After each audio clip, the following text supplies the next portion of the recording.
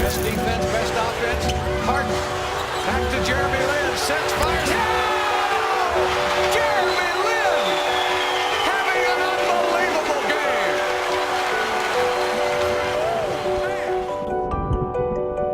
game. Being Asian American, I think, that in terms of that, it's just a lot of people see Asian Americans as, whatever they have their stereotype for, and it's never really been, a professional athlete, or at least in the basketball sense. Former NBA star Jeremy Lin says he has experienced racism while playing basketball. In a social media post, Lin says he has been called coronavirus on the court, but says he has no plans to name or shame anyone. From being an ambassador for Jesus Christ, I think hopefully through my story and through all the improbables and the miracles that have happened in my life, people are inspired, or at least a little bit more warm to the idea of exploring who Jesus is.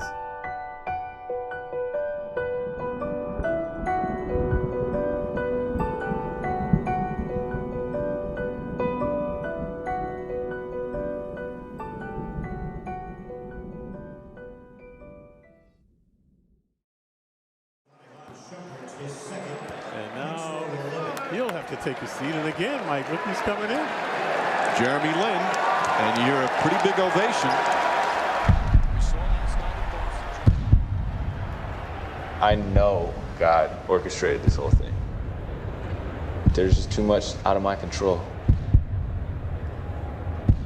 And just the way it happened was just miraculous.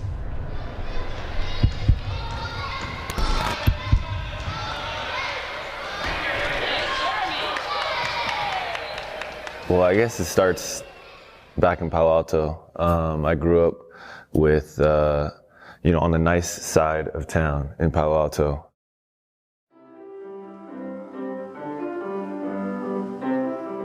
I didn't want to play the piano, and I was horrible at the piano.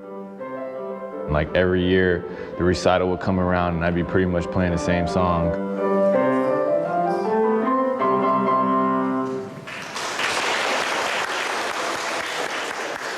And they were just like, this is not working. I'm wasting my money. All he does is play basketball, so let's just let him play basketball.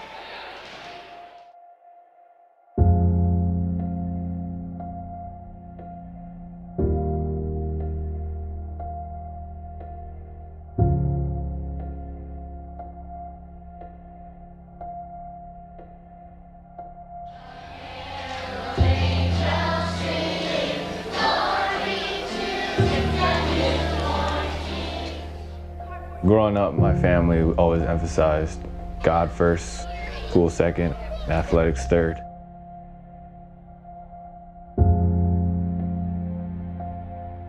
When I was growing up, I was playing in the AAU tournaments.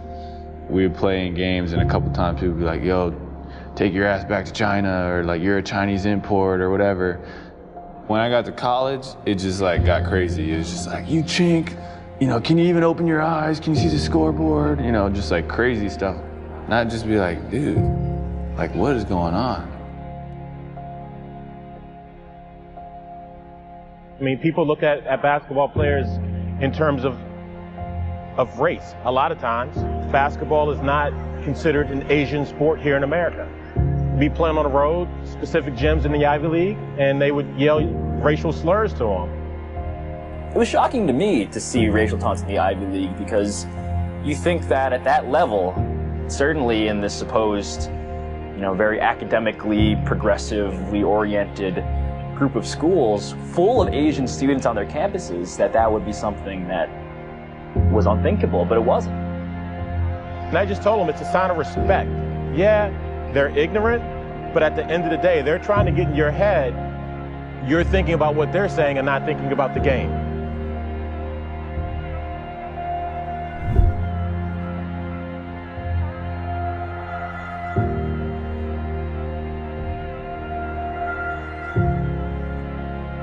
He lays it in. 3 seconds left. Harvard back the other way, down by a point. Jeremy Lin bumped in midcourt. Leads in, he's full. He's going to go. Harvard wins it. Harvard wins it. Unbelievable. Jeremy Lin, an unbelievable shot. My ultimate dream, my whole career, I never cared that much about money or fame or anything. I've always wanted to just be the player that I know I could be.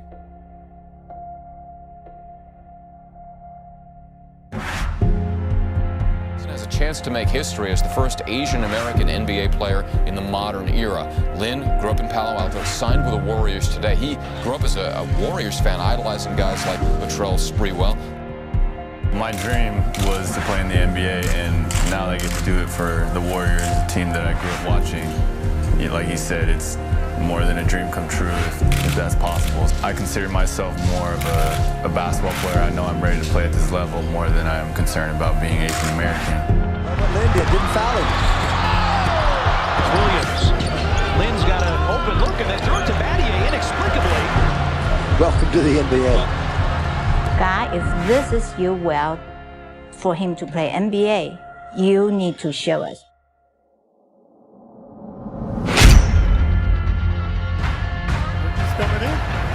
Jeremy Lin, and you're a pretty big ovation. Tempo, pressure, driving to the basket, does it again. Splits the defense again, gets to the rim, pops it in, and a foul. Wow! Lin on the drive, gets inside, reverse, left-handed, pretty play from Jeremy Lin. Only 6 of 22 from downtown. Lin drive and finishes. There's the dunk. Are you surprised at the production that Lin's had over the past week? I don't even know what he's done. I have no idea what you guys are talking about. So when I heard that, I was like, here we go. The soul is on Lin. Puts up the two-pointer, puts it in! Jeremy Lin with 31! Lin likes the open floor, spinning, puts it up and banks it in! Yes. Sensational play for Jeremy Lin! And the Spartan crowd on its feet again! Jeremy, you knew someone was going to ask you this, but do you think Kobe knows who you are now? If they ask me that question, I'm going to be like, who the hell is Kobe? That's what I was going to say. And then I thought about it, and I was like, I prayed about it, I was like, you know, what would Jesus do? And I'm like, Jesus probably wouldn't say that. So I was like, I'm gonna change my answer.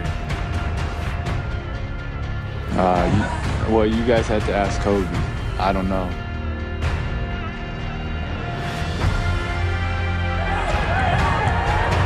Lin to the rim.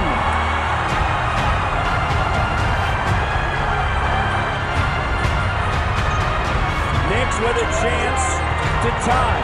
Lin driving and one.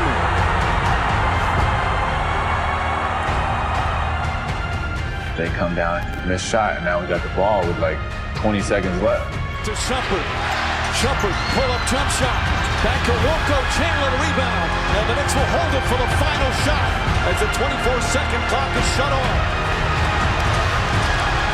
Mike D'Antoni won't call timeout and let the Raptors set up their D. The crowd on its feet here at the Air Canada Center. Lin puts it up. Bang! Jeremy Lin from downtown, and the Knicks take the lead. Amazing here at the Air Canada Center. Everybody with deflections, rebounds, and we just clamped it down in the fourth quarter. We couldn't get a stop. we couldn't get a stop to save our lives. That's all I dream about, is hitting the game winner and then doing some cool little dorky pose and then walking off. You know, that's all I did growing up. I always wanted to do that. I wanted to know what that felt like. He's got the game, he's got the attitude, he's got the swag. The Jeremy Lin saga has captured the imagination of New York City and really basketball fans everywhere.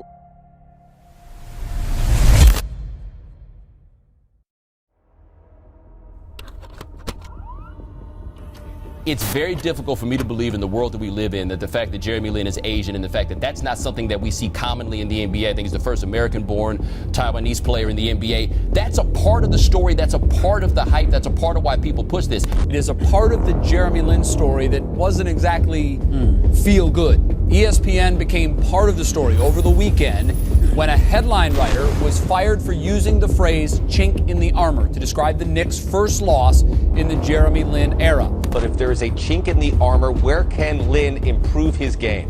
Floyd Mayweather claims that all the Lin hype is race-based. Mayweather tweeted the following, quote, Jeremy Lin is a good player, but all the hype is because he's Asian. Black players do what he does every night and don't get the same praise, unquote.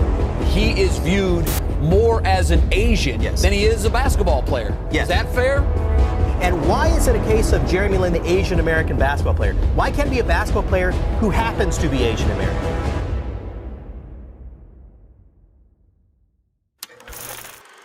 Linsanity. I remember that was an amazing time. I was the most popular person on the planet, literally.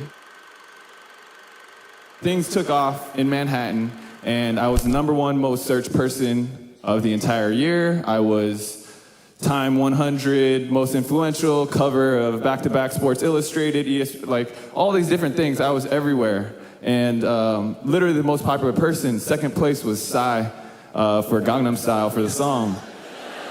Yeah. So good year for the Asians.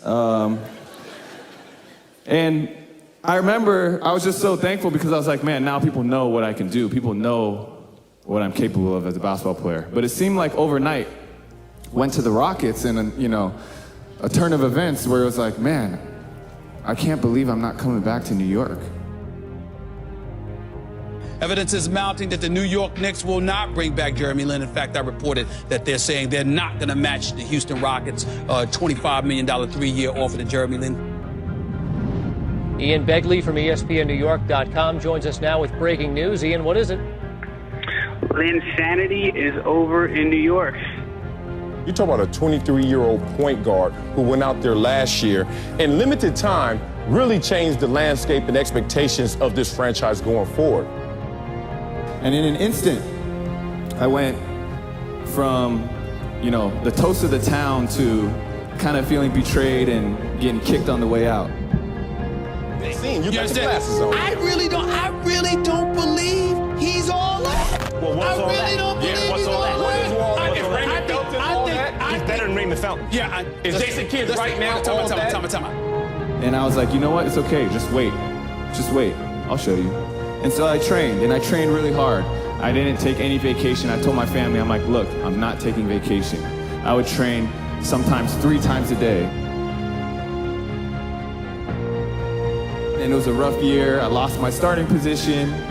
I had a huge turnover in the playoffs. We lost game 4 against the Blazers.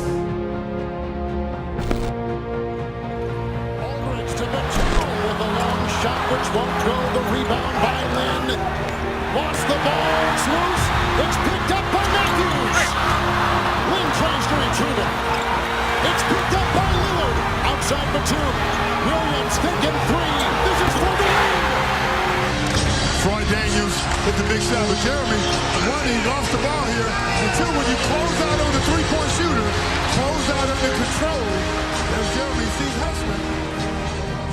And I could not go on my social media. I couldn't go on ESPN. I couldn't go anywhere without, a lot of hate. It just seemed like everything anybody would say to me was really negative. Did y'all see Jeremy Lin, difficulty going to his left? Did y'all see Jeremy Lin that can't defend you? For him to get that kind of money, people are going to come at you and question why you got paid the money that you got paid. Nobody wanted to give him his props. Probably so. We're starting to find out that maybe he doesn't deserve it. And I remember asking God, I said, why would you give me Linsanity just to turn it all against me? Like, what a setup.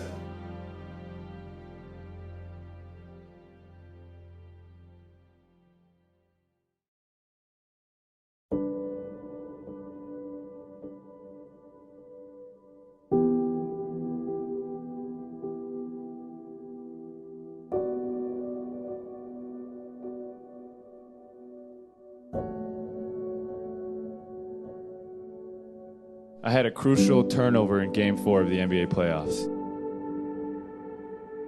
The Portland Trailblazers ended up winning, and I remember being absolutely devastated after this game. I had worked so hard the whole season, and in one split second, it felt like our season was all but over because of my turnover. See, that was probably the saddest moment that I've had in a very, very long time.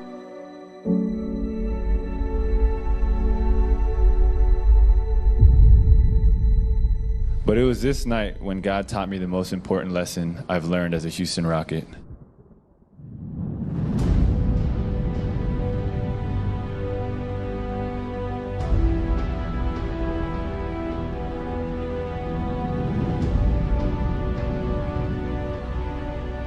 He taught me what real success was. He showed me that even in the midst of all my quote-unquote failures, I had actually been succeeding. Yes, I did make a crucial turnover in the playoff game. And yes, I'm not a starter anymore. My popularity ratings are as low as they've ever been. My stats have gone down 2 straight years. But God has used all these setbacks to slowly strip me of all my idols that compete for his attention. He has gradually peeled away my pride, my selfish ambition, my self-centeredness. And only by removing my idols could God draw me closer to him.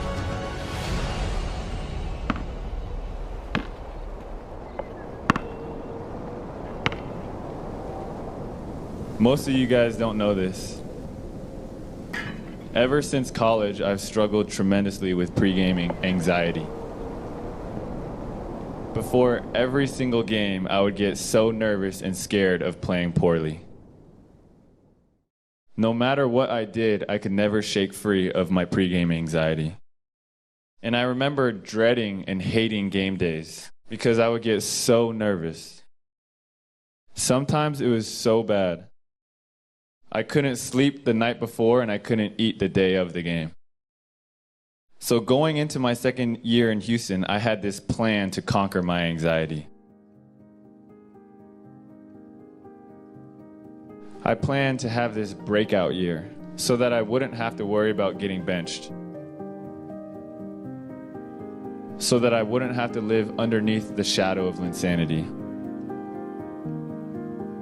And I felt like if I could do that, that would get rid of my anxiety.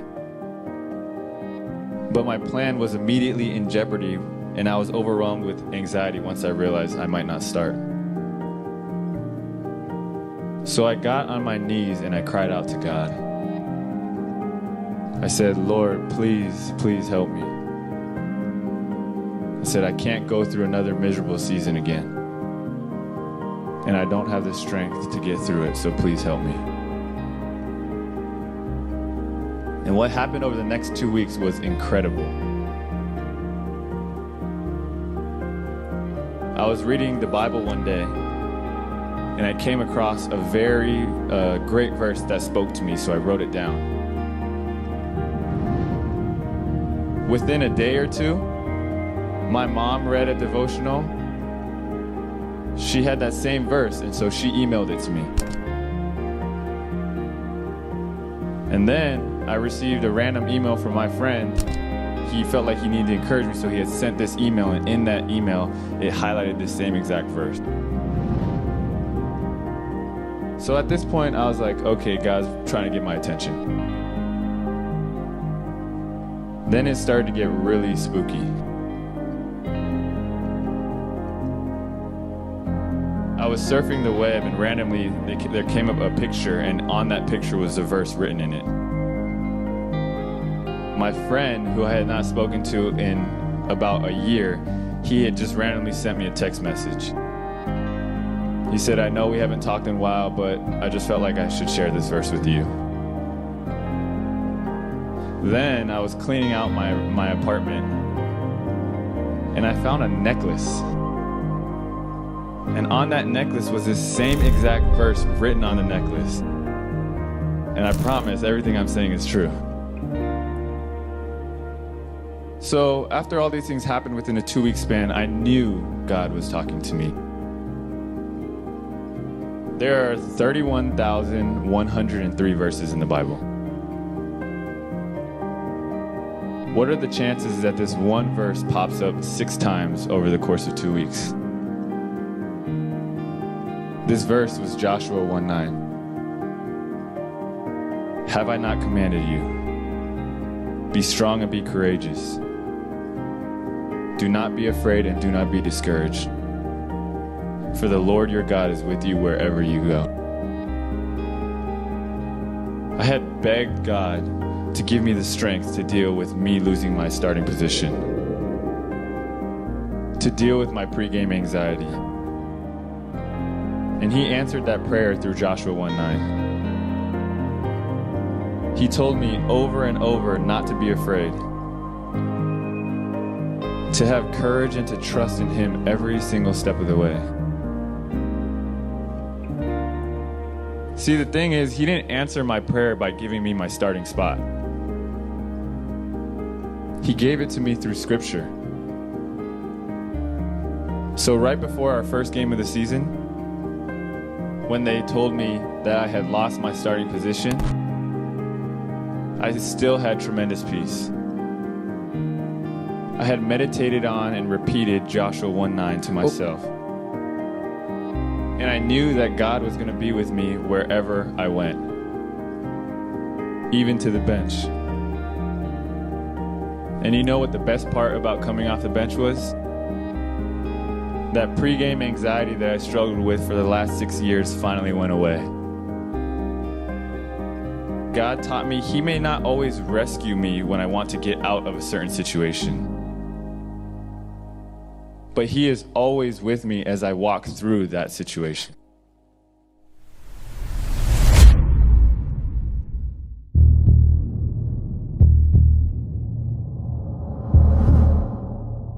Well, a domino has fallen out here in Los Angeles. As Jeff Goodman of ESPN reports, the Houston Rockets have dealt Jeremy Lin and a future first rounder to the Los Angeles Lakers.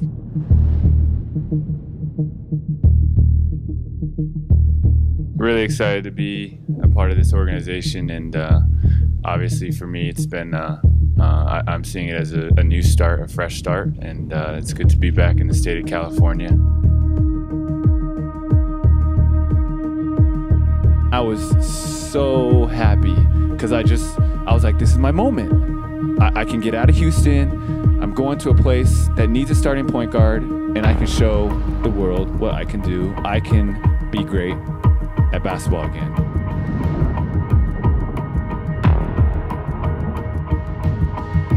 Is it hard, or is that going to be the biggest challenge for him, balancing not deferring to Kobe so much? I think it will be the biggest balance, and that's one of the major talking points for the Lakers going forward. They have to get both of those guys on the same page. Who has the ball in their hands? Who is doing the facilitating? They've got to have some level of cohesion if this offense is going to work, because right now it's a Kobe-centric offense, everything going through him, through the mid-post.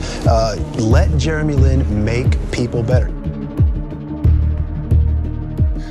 He's pushing me and he's demanding a lot from me, and he's definitely taking on a mentorship role for me on the court, and that's something that I don't think I've had in my previous 4 years in the league, and it's just nice to have somebody who's pushing me and helping me, teaching me the tricks, and it's also nice when he's one of the best to ever do it. Lin will direct traffic. Clippers going crazy wanting to travel right now on Boozer. Shot clock at 6. Kobe pointing, now setting the screen. Shot clock at 2. Lin has to heave and buries it. Line with a chance to tie as we take another look at Lin's shot. Always better player going to the right, but that is some kind of shot. We all know how that season went. We were a national joke. We were literally the joke of the league.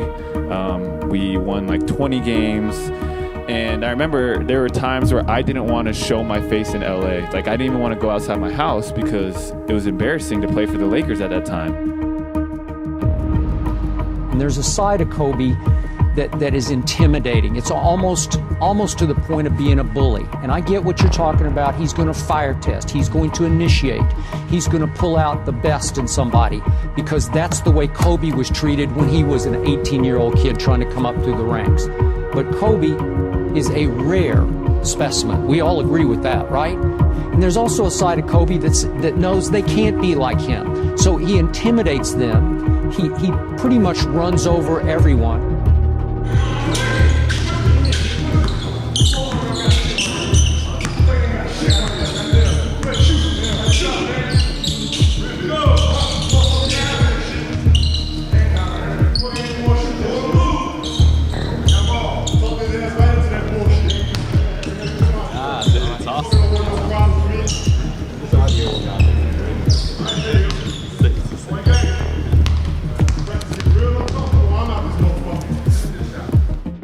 And I remember during that season, there were so many sleepless flights. There were so many sleepless nights.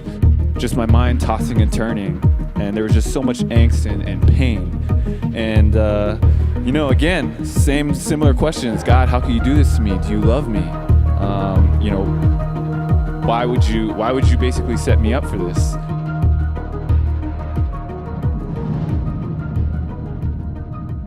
Jeremy Lin announced on Instagram Wednesday that he will sign with the Charlotte Hornets. I think it's another move that adds more talent offensively. You ready, Charlotte? Insanity headed your way.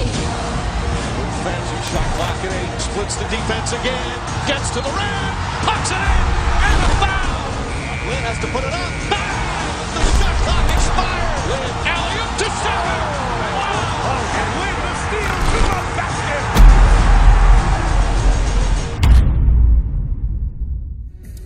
Well, gone are the days of Linsanity, the fairy tale debut for Jeremy Lin as a New York Knick. But for those who doubted the NBA viability of Lin after forgetful stints with the Rockets and then the Lakers, in Charlotte, not only winning the hair game, but playoff games as well.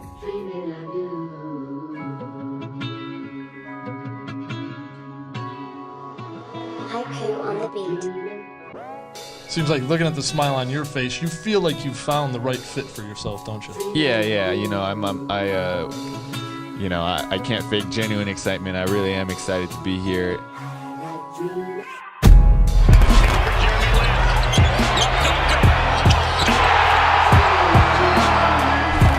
Show and go action right there. Nope, really thought he was going to whistle, just threw it up.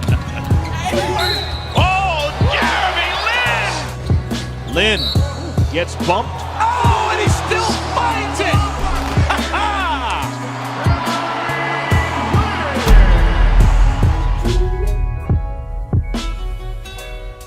He told me I'd play alongside Kemba, which I think is really, really awesome because he's so dynamic, he's quick, he knows what he's doing, he's a great player, and I think he can be an all-star and possibly should have been an all-star at times when he wasn't, and so just to be able to play alongside him, I feel like we're going to be just these two short, quick dudes running around the court wreaking havoc. That's kind of what I envision.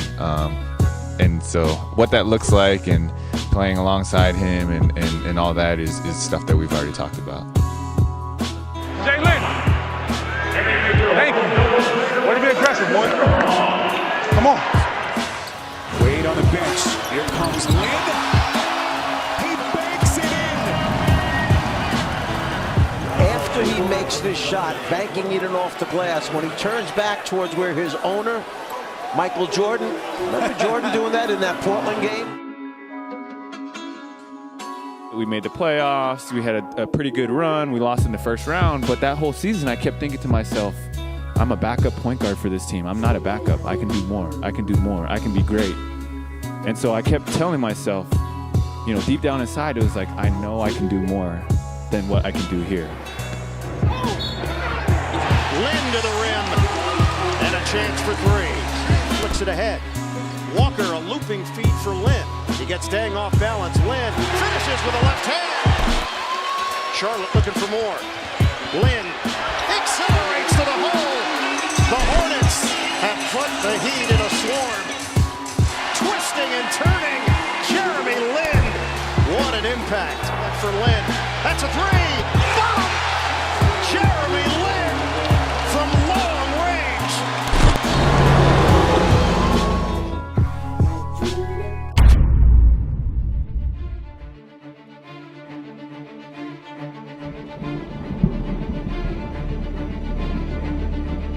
Jeremy Lin is going to be going to Brooklyn. Chris Broussard, Mark Stein reporting 3 years, $36 million.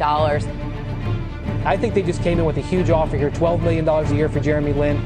He goes from being the backup in Charlotte, where he had a great year, to being the bona fide starter in Brooklyn. What made Brooklyn an attractive destination for you? Just a chance to be a point guard, a starting point guard, play for Kenny. Obviously, we have a relationship, and I just feel like this organization, what Sean's done, bringing a new vision, it's a blank slate in a lot of ways, so I'm excited for the future. And so again, a big summer, and finally in that summer, I signed with the Brooklyn Nets.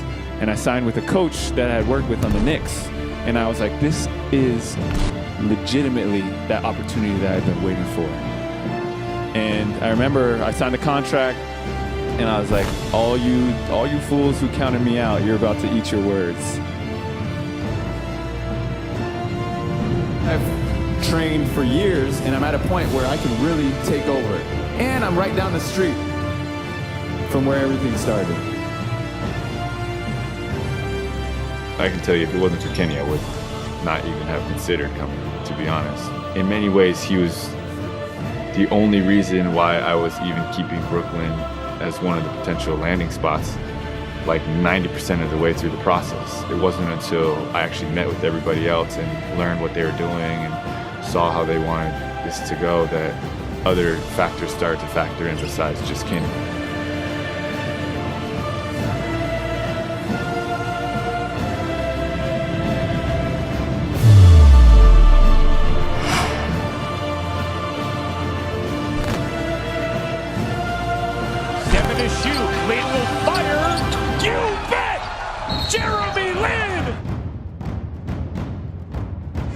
Defending Lin. Lin makes his move. He's tripped. A foul call. Lin limping.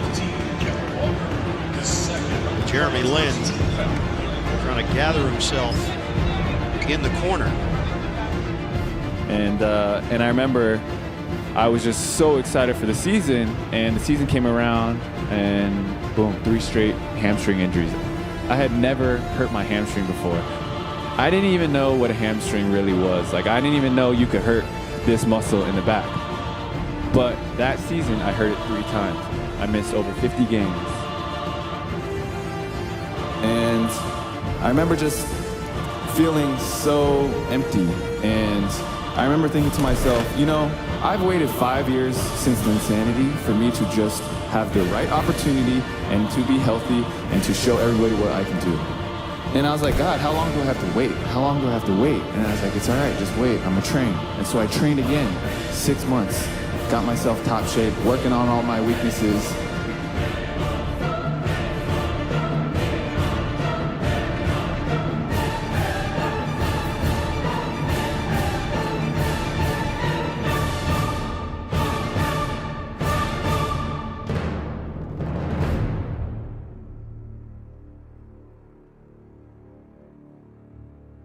Jeremy Lin, who has gone through a lot of hairstyles, is now wearing dreadlocks.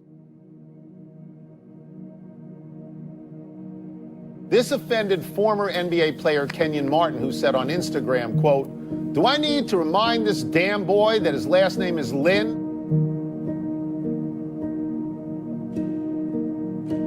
So, my last post, man, like, do I need to remind this damn boy that his last name Lin? Like, come on, man, let's stop this, man. These people, man. Like, there is no way possible, man, he would have made it on one of our teams, man, with that bullshit going on his head, man. Like, come on, man. Like, somebody really need to tell him, like, all right, right, bro, we get it. We get it. Like, you want to be black. Like, we get it. But the last name is Lin. All right? Lin came back saying, quote, "It's all good. You definitely don't have to like my hair. You're entitled to your opinion. At the end of the day, I appreciate that I have dreads and you have Chinese tattoos, because I think it is a sign of respect. And I think as minorities, the more that we appreciate each other's cultures, the more we influence mainstream society," unquote. And when he brings up the Chinese tattoos line, I mean, it's kind of game over at that point. I would right? think so. It's a pretty good counter. Kenyon Martin called out Jeremy Lin for wearing dreadlocks, and now Lin is talking back. Jeremy Lin crushes Kenyon Martin. To pit us against each other, like I won versus Kenyon Martin winning. Like, I don't think that's the right way to go about it. Like, it's not really about winning or losing. Like, the whole point is that, like, we're trying to be unified. So I feel like even sometimes when people come to me and say, "Oh man, like you embarrassed him," or it's like, dude, that's not what it's about, right? Like, that's not the whole point of this discussion is to pit it into two sides and see who wins. Like, the whole point is that we all have to get on the same page. And I think we need to have people stop going on his page and saying racist things to him too. Like, that's not okay. Tony, there's a valid concern about cultural appropriation in society in general.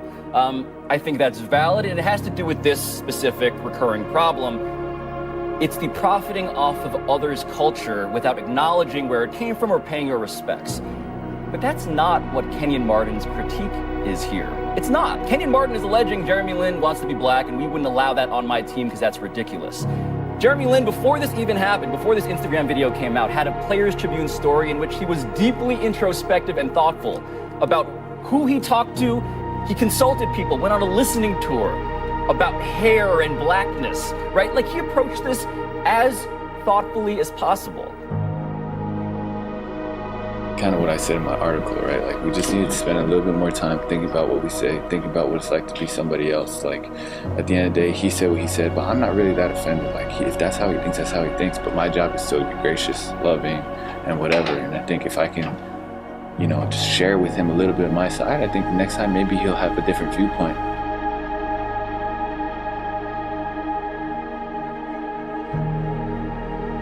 See, I done ruffled a few of y'all feathers, so good.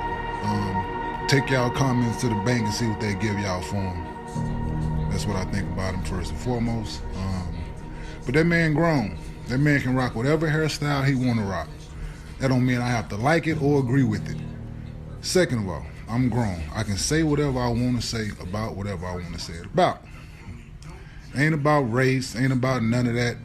Like, grow up, people. It was a joke, but I don't like it.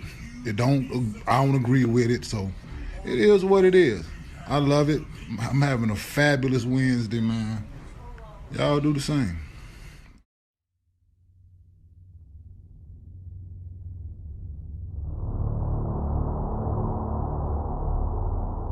And that brings me to the first game of last season. We're in Indiana playing against the Pacers.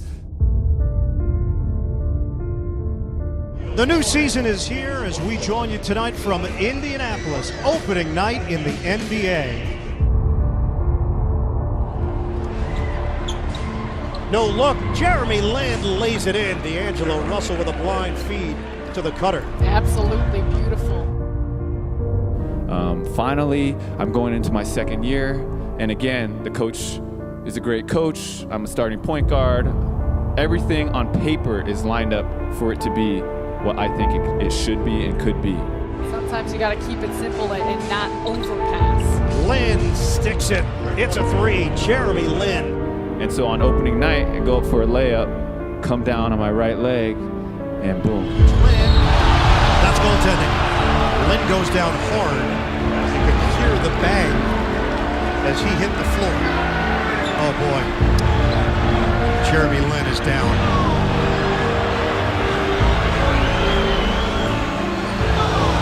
His teammates have come over. My patellar tendon gone.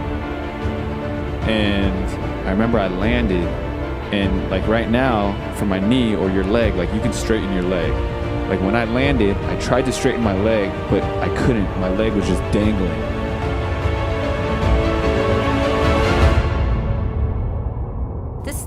He tore the patellar tendon in his right knee last night.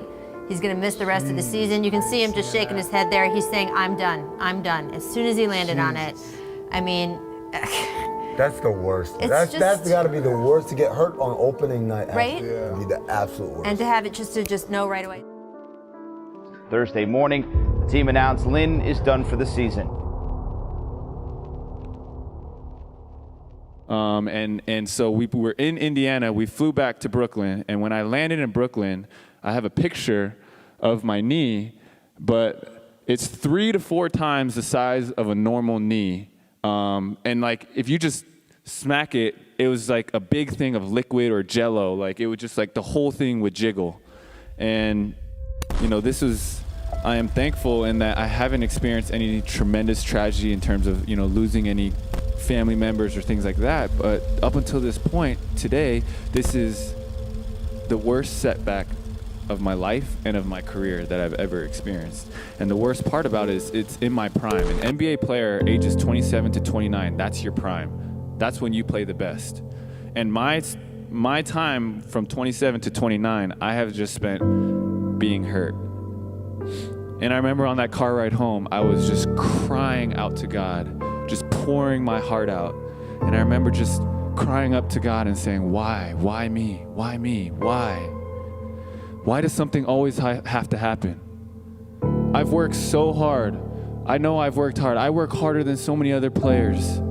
I do the right things. I take care of my body. Why? Right? And I remember it's like 2 straight off seasons, 6 straight months, every single day, working, getting better, training, only to not be able to participate. It's like studying half a year for a test, and the morning of the test, you don't even get to take it. And I remember thinking to myself and just crying out to God, why does it have to be so hard? Why does it have to be so hard?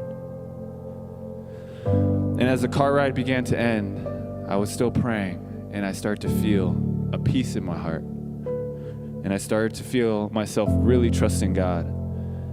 And I remember as I was pulling up, I was basically saying, you know what, God, if this is the route you want me to take, I will do it faithfully. And so I went upstairs, and my family was there. My trainer was there. I gave everybody a hug.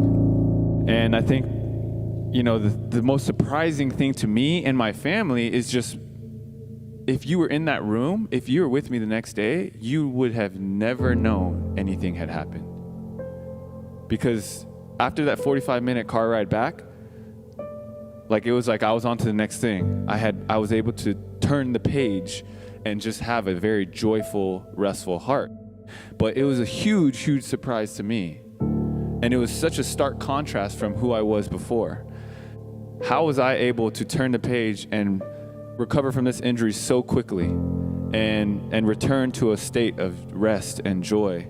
And honestly, it's a relationship with God. That's really what has carried me through this injury and this rehab process. And so, you know, that's the one thing that I really learned this past season is with God, with faith, my greatest obstacle won't be able to stop me from living with joy.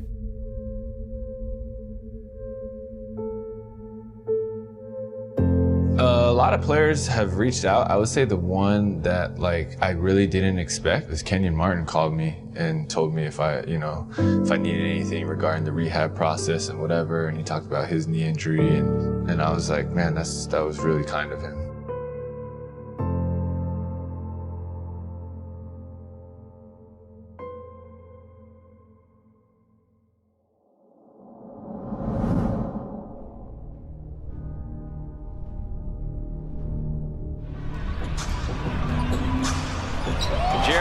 Using that handle. Count it! Lynn Sanity hits Atlanta.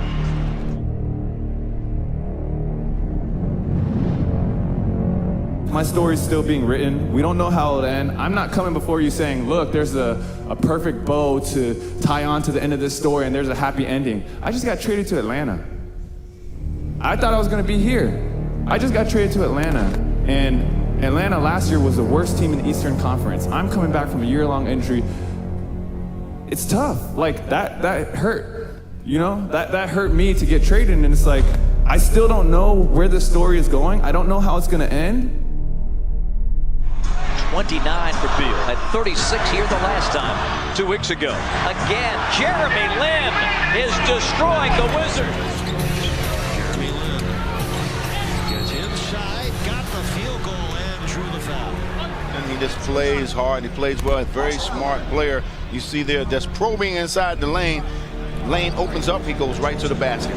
Jeremy Lin's month of November, it has been absolutely very, very special. Very quiet at the beginning of the month. Now you look at it and you sit there and go, wow, tonight, 26 more points. Yes. Our Toyota Let's Go Places takes a look at the backup point guards night, which was absolutely phenomenal. He's just playing fantastic basketball, involving his teammates, making his team play better when he's on the floor. So hats off to him. He takes a lot of pressure off Trae Young when he's able to come into the ball game and either raise the level of play of the team as a whole or at least keep it where it was.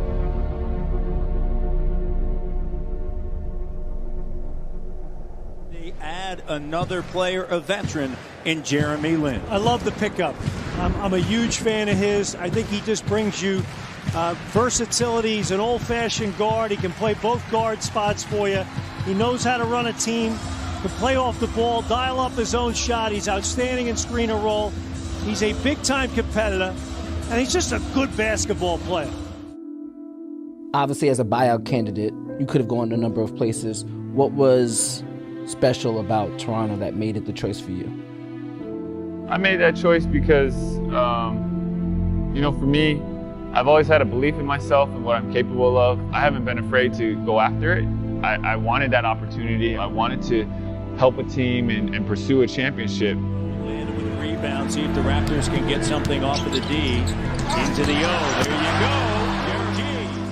go. I was like, you know, if I'm going to be on a team, if I'm going to have a similar role, but you have a chance to kind of go and make a deep playoff run, it's hard to turn down. Scooped up Lowry. Lead pass, Lin, reverse, good! 15-0 run. Building, erupting. This Raptor team is at their very best when they commit on this side of the ball. And in Toronto, I really had a 12 to 15 game stretch where it would make or break my time there. Well, hopefully he's got a better rhythm now, Matty. All he's got to do is stay in his game, and nice job right there over McGee. His 11th game as a member of the Raptors. When he's playing at a high level, he's a good screen and roll decision maker.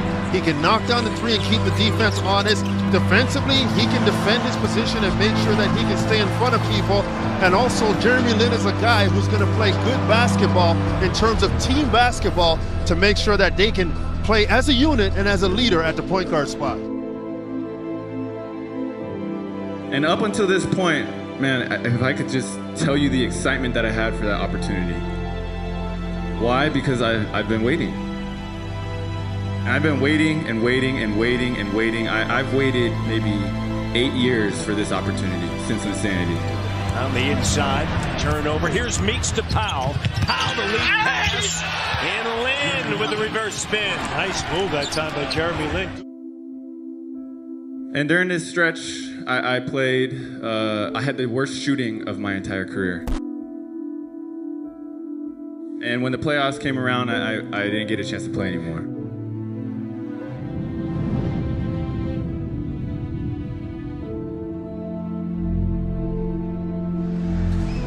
Got to be aware of the inbounder here if you're Philly. It's off to Leonard, defended by Simmons. Is this the dagger? When he launched it, I was like, this doesn't look like it's going in. And then it ended up being short, but it had such a soft touch. It was like, boom, boom. And it had 4 bounces, and by the 4th one, it was about to like fall in, and we were like, oh my goodness, is this real?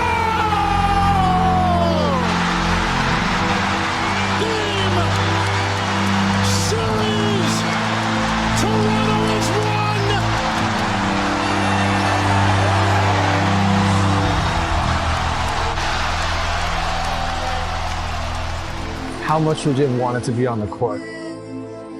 Oh man,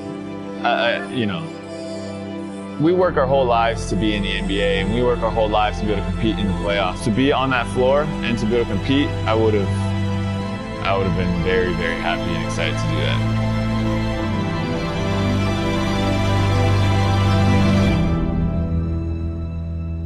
Obviously now that the story for that chapter is written, wasn't the ending I expected, but in many ways, I'm still grateful for that experience, and I got to win a championship.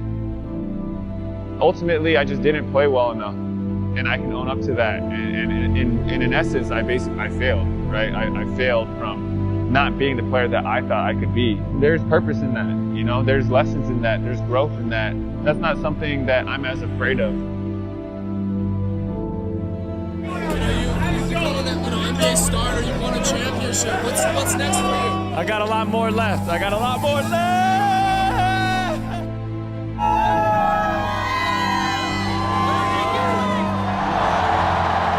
It goes on and on and on. Everybody is here. So I was checking out your Instagram, and I think I saw a message, and you said something like, you had a goal. One of those goals was to make it into the NBA, start as a point guard, and then you were going to win a championship.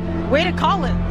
I appreciate it. It's been an incredible journey, and I'm having fun along the way. So, definitely giving all the credit to God, just knowing that there's so many things I feel like I couldn't control, but to be able to achieve all those things and to be able to have, experience that, just super thankful.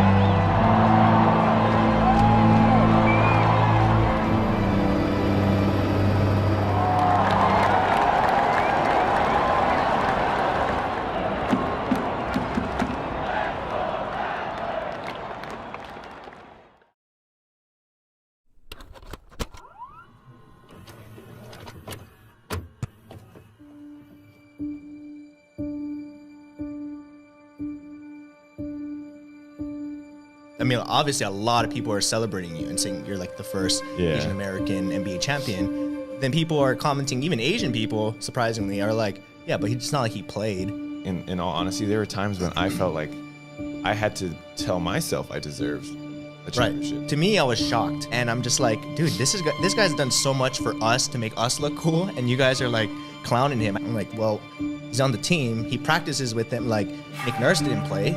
Did he not win a championship? And the GM and the owner, like they didn't play, but they're part of the team, and those are all parts of the team that you need to have in order to win. Again, I had to struggle with like, do I really deserve this? And it's like, the more I thought about it, I was like, actually, no, I do, and I should enjoy it, and I should embrace it.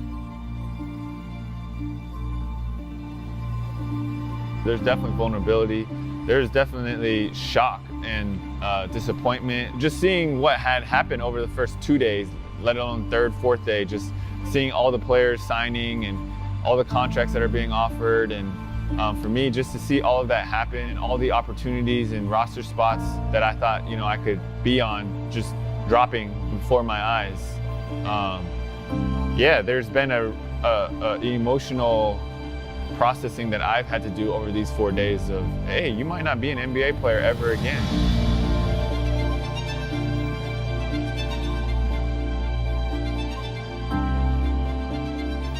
I got my first year in after injury, and I know what it's like, and next season it's gonna be a lot different. But then free agency came around. And this was the last straw that broke the camel's back.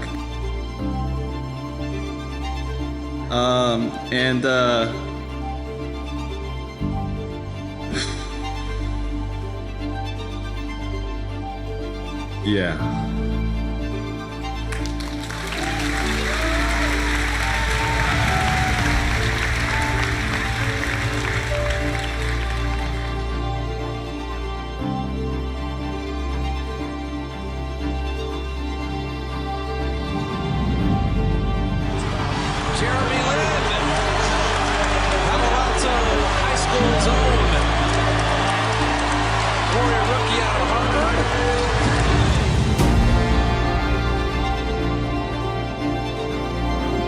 splits the defenders, gets inside, lefty layup, puts it in.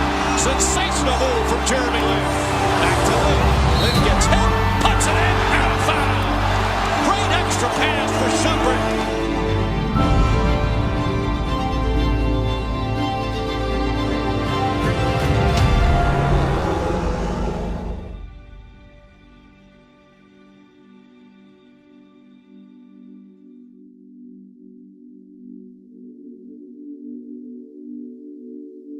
Man, it's hard. Life is hard.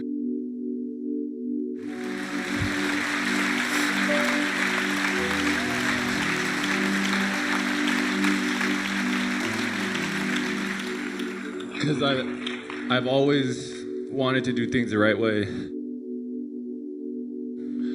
And I've given more of myself to God every single year. And every year it gets harder.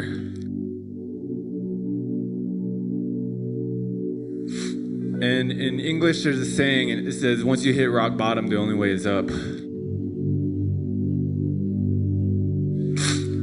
But rock bottom just seems to keep getting more and more rock bottom for me. Because I feel like in some ways the NBA has kind of given up on me.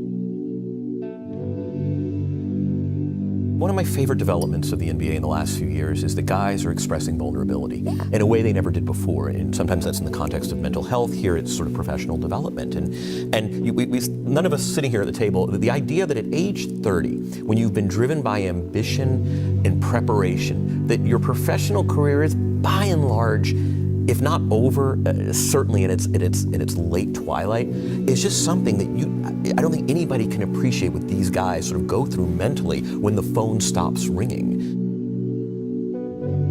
But at the end of the day, he has a brand. He can make money still with his brand that the NBA has given him. He's made plenty of money, and he has a nice fallback plan of a Harvard degree. So I can't really be feeling too bad for Jeremy Lin.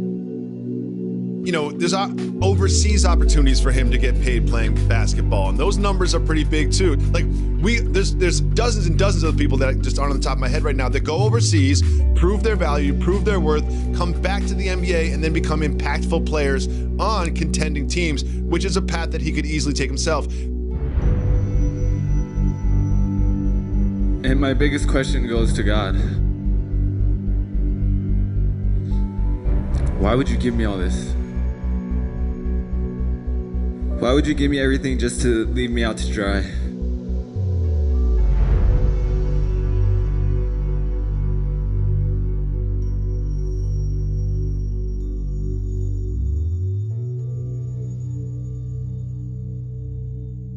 Next number is 3 million, because that's what the Beijing Ducks reportedly offered Jeremy Lin, who has agreed to join the team in the Chinese Basketball Association. Pablo, how do you see this move going for Lin? I hope it goes well, man. I really do. And I'm sad, first and foremost, because me, selfishly, I wanted to see him come back to the Knicks. I actually don't care if the Knicks win, but secondly, how dare you impugn Jeremy Lin on his date of departure from the NBA? Because I do think, Bo, that you're underrating the guy. He was a legit NBA player who was undone by various health reasons and problems of fit, which does not make him a great NBA player historically, but it makes him a legitimate one. And now he's off to China, where he'll be a messianic figure, which is cool.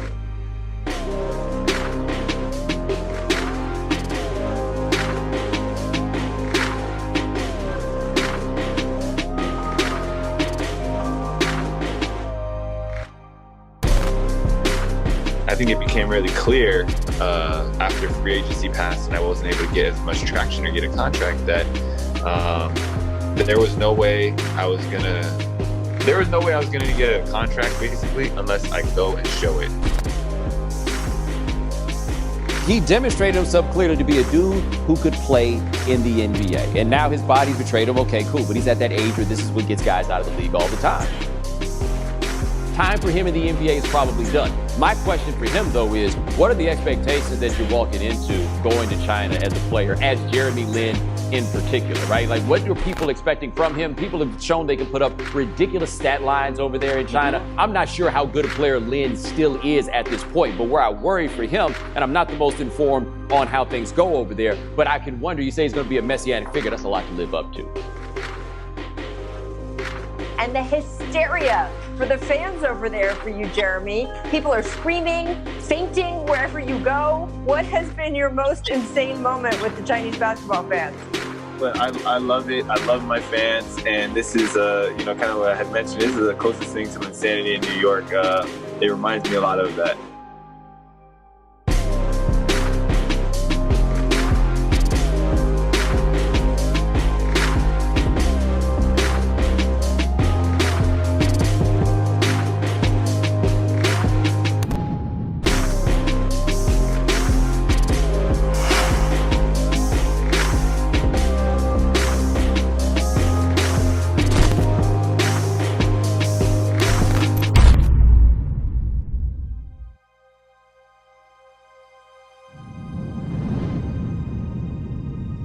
China has identified the cause of the mysterious pneumonia outbreak in Wuhan city, and it's from the same family that caused the deadly SARS epidemic 17 years ago. It's a new type of coronavirus. The problem is that this is an evolving situation. Literally every day we learn a little bit more about it. There have now been more than 4 million cases of COVID-19 across the world.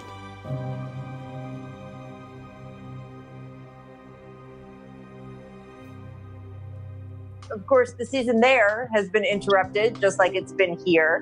The Chinese Basketball Association had been hoping to start playing again soon. We're figuring it out, and we're just waiting to see what happens next and if we're going to have a season or not. Well, you've been very active in the fight against the virus. With your wallet, first of all, you've made several substantial donations in both China and America, but also with your public voice. You even responded to Donald Trump when he called COVID-19 the Chinese virus. I would like to begin by announcing some important developments in our war against the Chinese virus. What made you want to speak out? My biggest thing was more just, recently we've seen a huge spike in hate crimes towards Asian Americans. And so it was just scary for me and the people that I love and stuff that, they were legitimately scared to go to the grocery store and go to the grocery store alone and things like that. So the more we can bring people together during a very divisive time, that was kind of the intention and the motivation. Why do you keep calling this the Chinese virus? Because it comes from China. Racist. It's not racist at all, no, not at all. It comes from China. That's why. It comes from China.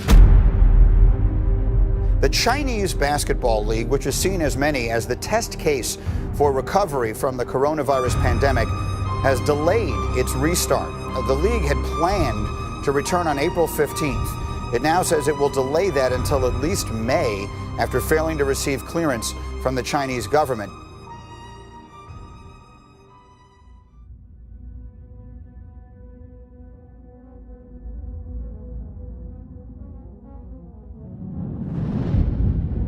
How tough was it knowing that you had offers for significant amounts of money in China, but deciding to then play in the G League and pursuing, your dream, which has always been your dream, playing in the NBA? I mean, it was one of the toughest decisions of my life. It took 4 months to make this decision because of so much, stuff that was going on and the uncertainty. Was there going to be a G League bubble? Was I going to get a contract in NBA free agency? What did the CBA season look like? All different types of stuff. But at the end of the day, I decided, I wanted to give this NBA comeback a serious look, and I wanted to give myself the best opportunity. I'm very excited. I think with COVID and everything that happened in 2020, nothing can be taken for granted. Whenever you're ready. I'm Jeremy Lin with the Santa Cruz Warriors. Action.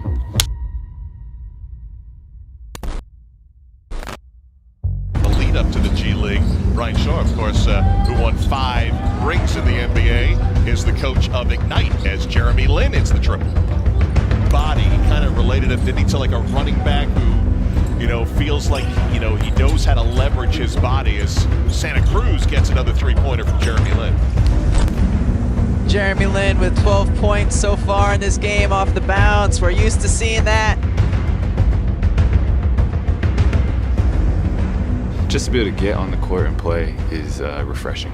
I'm just grateful, and for me, one of my biggest goals is to come here and soak everything in and enjoy it. And this is my 11th year playing professional basketball, but for whatever reason, it seems like, almost feels like my rookie year in terms of just, I don't know, there's something different that after last season, after COVID, there's something different about now that every time you step on the floor. And so I just want to soak everything in and embrace it as much as I can. If I succeed, I succeed. If I fail, I fail. But I truly believe is at the end of the day, like, Jesus is with me, and that's enough. And I'm not saying that I'm gonna go in there and not give my best effort or anything, but it's the truth is, like, I just want to go and play free and have fun. If that doesn't take your breath away, I don't know what does. Something out of nothing. And this is why, for many reasons, you love having him on your team. With such aggression. And he had that earlier three as well. Jeremy Lin has checked in, so missing just one game yesterday with the back stiffness. The floater is short, but a foul called right at the end of the shot clock. And that's the second personal against Brissett. Jeremy Lin, the first American-born NBA player of Chinese or Taiwanese descent, who currently is playing in the G League, says he's been called coronavirus while on the court. Former NBA star Jeremy Lin says he has experienced racism while playing basketball. In a social media post, Lin says he has been called coronavirus on the court, but says he has no plans to name or shame anyone who made the slurs. With attacks against Asian Americans on the rise, NBA G League player Jeremy Lin is opening up about an experience he had on the court. In a Facebook post, here's what he writes. He says, being an Asian American doesn't mean we don't experience poverty and racism. Being a 9-year NBA veteran doesn't protect me from being called coronavirus on the court. Being a man of faith doesn't mean I don't fight for justice for myself and for others. So here we are again, sharing how we feel. Is anyone listening? I applaud Jeremy for his words and echo his sentiments regarding racism against the Asian American community. It's just so ridiculous. I don't know. I can't wrap my head around any of it. But I can't wrap my head around racism in general. Definitely takes a lot of courage to come out and say something like that. And I don't think he was doing it in a way to call anyone out or accuse anyone of saying anything, because I don't even think he mentioned the player's name. So it was more of just an awareness factor, and it takes a lot of courage to come out and say something like that. So we, of course, had his back. It's not something that should be said, especially in the times of today. So the whole team had his back.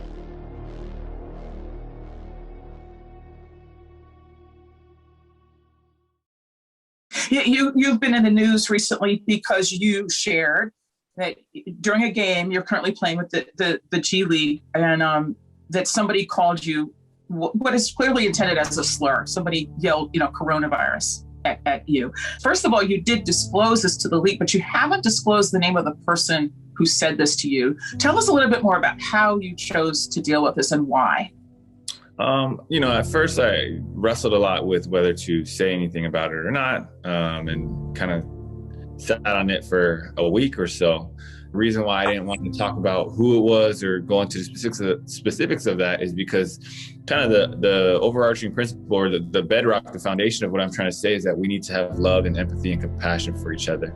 And if I come out and try to take somebody down or burn somebody or get quote unquote justice or what I feel like is right, and by hurting somebody else, I don't think that builds on what I'm trying to do. I think that's a hypocritical message. And so, for me, it's really about, hey, how can we educate more people about what's going on, and then how we can change to be better, and how we can stop this violence. And that's really the heart of what I'm trying to say. And kind of chatted with my family and my friends, and we decided to talk about it in relation to everything else that has been going on. And again, to me, it's not about what I experienced, because that is, you know, nothing compared to what we're seeing right now, which we see people getting spit on, people getting robbed, people getting assaulted. We see people getting killed, burned, stabbed. I mean, we're seeing all of that all the time. You know, we're seeing other people who come to the defense of other Asian Americans or other Asians, and then they get assaulted or they get injured. And so we're seeing a lot of stuff right now, and that is the real issue that I wanted to bring awareness around. As Asian Americans, we're all hurting and we're all being, you know, targeted. It feels very different. I think, you know, growing up, it was always something that might be a little bit more subtle or verbal. But I think what we're seeing right now is a lot of physical, actual violence, lives being taken.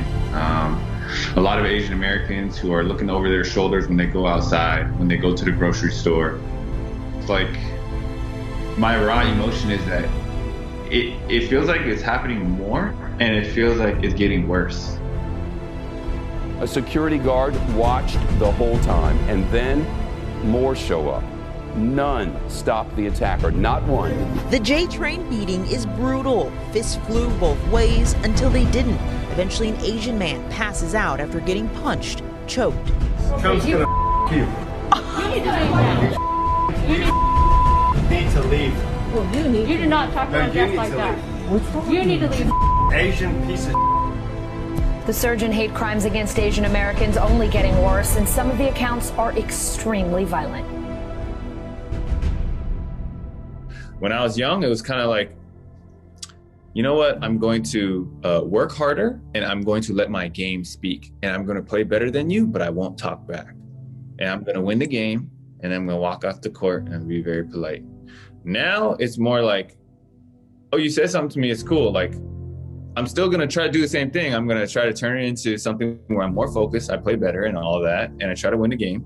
At the same time, like, I'm not as afraid to talk about it anymore. I'm not as afraid to speak out about it, because that's what we need. And I think what we're seeing is people are getting fed up. I'm getting fed up. Everyone's getting fed up.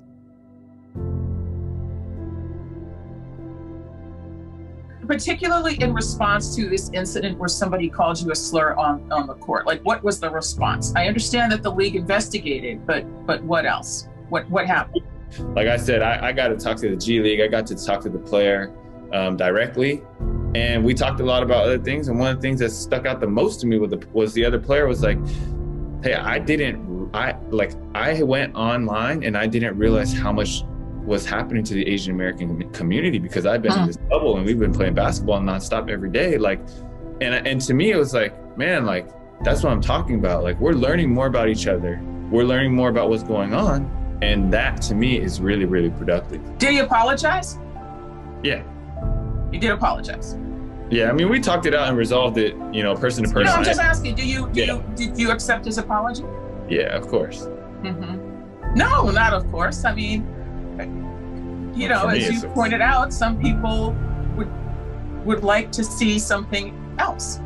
I mean, for me, it's you know, it goes back to my faith, to be honest, and understanding that, you know, I've been forgiven, we've all been forgiven, and so who am I to be above somebody else and not accept an apology or anything like that? You know, for me, forgiveness, you know, I'm a Christian, and so I feel like Jesus dying on the cross for my sins and forgiving me has given me a different level of an appreciation for the grace and the love of something that I didn't maybe deserve. I definitely didn't deserve it. And I feel like one of the things that I read through the Bible is that as Christians, we should be filled and appreciative of this love, where we have so much of this love that we're able to spread it to other people. And I think that is the basis of everything that I try to do.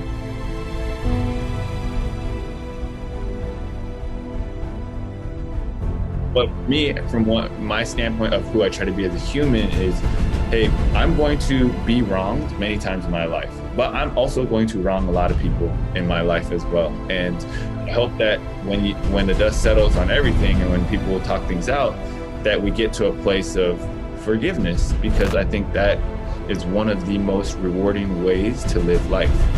Creating separation. Jeremy Lin, good! Jeremy Lin on the reverse. 52-49, Jeremy Lin. I mean, it's not always the quickest, right? But if you can make some space in traffic the way he does, you don't know if he's going to pull up, pass it. He doesn't give anything away about his game.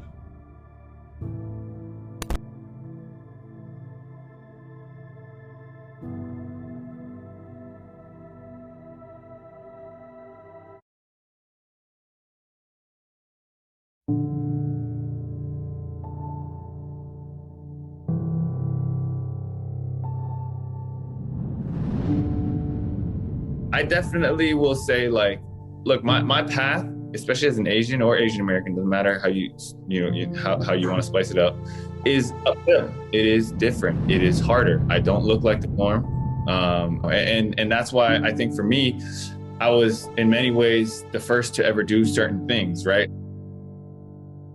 Like you've seen a lot of players, you've seen them come over from China, and they're, typically all 7 feet or above. They're centers, and they're born overseas. They come over here. I don't look like that. I'm 6'3". I'm a point guard, born in LA, raised in California, speak English, and it's just different. And so people haven't known what to do with that. And I think for me, it's been an uphill climb, and it continues to be. And the doors that I have opened, do I think that I had to work harder to open those doors than somebody else? For sure. But that's the life that we're in, and that's part of it. And so that's why I think it's, it fuels me to try to be great and be great at the highest level and be the best you can be. It's clear you are leaving a mark, in your legacy athletically. What do you want to leave as a legacy before you leave the planet? Again, not to over spiritualize, but I think about, when I get to the gates of heaven, he's either going to say, "Well done, my good and faithful servant," or "Depart from me, I never knew you." And that's very real for me. Thinking about that, it's scary thinking about that. Drive and finishes. There's the dunk you talked about, Clyde. Jeremy Lin fires up the crowd. Lin puts it up. Bang! Jeremy Lin from downtown, and the Knicks take the lead. When I think about my legacy or anything, it's just dude, I just want to do right by God, and that's it. God has really brought me through so many highs and lows, but at this point, it's look, obviously I want to have the biggest platform and do the most amazing things, but I'm learning that the real legacy is to find joy in your journey every day, to find contentment wherever God puts you, and if he gives you a little, you do great with that little, and if he gives you a lot, you do great with that lot.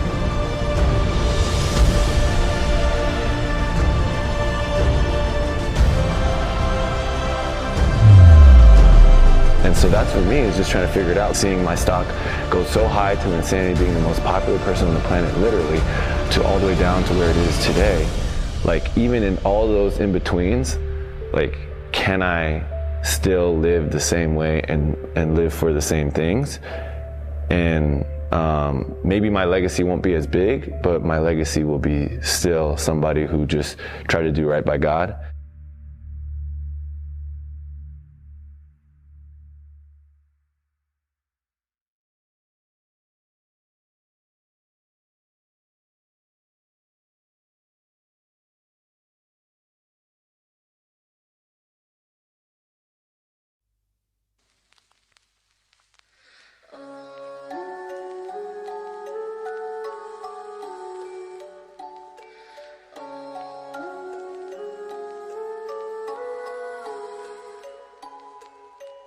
I'm still walking around with my head up. I can't look down. Too many days I walked around fed up. I've been on lockdown. I've been quarantined inside Satan's world for about 26 years now. Now I'm at the point of desperation. Now I'ma tell him that God is who I fear now. So many times Jesus had to grab the wheel. I know that's for real. I can't even lie. I'm going downhill. I feel like Jack and Jill. Satan chasing me every day, trying to run me like I'm in cleats, but he ain't gon' knock me, trying to stop me from doing somersaults on these beats. But I know you just testing me. so I can't let them bury me. I hear everything you telling me.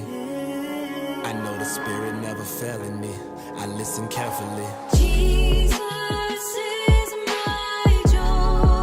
I hear everything you tell me. It's never ending. We are celebrating. Oh, shoot, my mama got the trophy!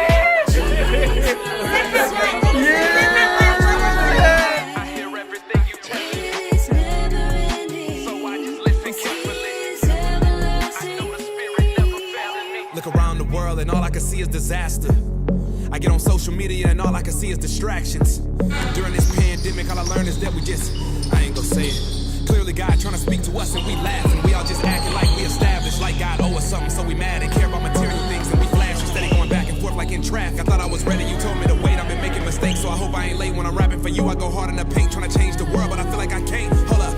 But I know you're just testing me, so I can't let them bury me. I hear everything you telling me. I know the spirit never failing me. I listen carefully. Jesus is my joy. I hear everything you tell me. It's never ending. So I just listen carefully. He is everlasting. I know the spirit never failing me. Jesus is my joy. I hear everything you tell me. It's never ending. So I just listen carefully. He is everlasting. I know the spirit never failing me. Sometimes you may feel alone, but God is right there, right beside you. There is nothing to fear, just call on